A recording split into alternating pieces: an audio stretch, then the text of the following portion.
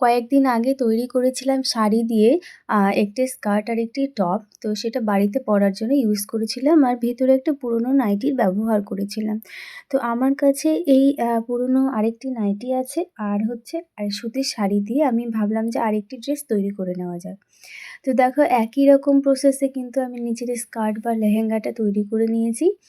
আর ওপরের টপটা কিন্তু এখানে আমি আঁচলের পোরশনটাকে ইউজ করেছি। এর আগেরটাতে কিন্তু আমি আঁচলের কোনো অংশই মানে ব্যবহার করিনি। আর এইটাতে দেখো আমি আঁচলটা আমার ভালো লেগেছে তাই ভাবলাম যে আঁচলটা দিয়ে ওপরের টপটা করা যাক। আর সাইডে এখানে একটু কাট করে দেওয়া আছে ছোট্ট, তাহলে যেন মানে পরতে অসুবিধে না হয়, যেহেতু চেন কিছু দেইনি এখানটায় সেই জন্য। তো এই টাইপের ড্রেসগুলো কিন্তু পরতে অনেক আরামদায়ক, গরমের দিনে বাড়িতে পরার জন্য বেশ ভালো লাগে। তো দেখো ড্রেসটি তৈরি হওয়ার পরে আমি পরেও নিয়েছি, পরে তোমাদের দেখাচ্ছি যে কেমন লাগে আর কি পরার পরে। তো পরে তো আমি এদিক ওদিক ঘোরাঘুরি করছিলাম, তখনই এই ভিডিওটা আর কি শ্যুট করা।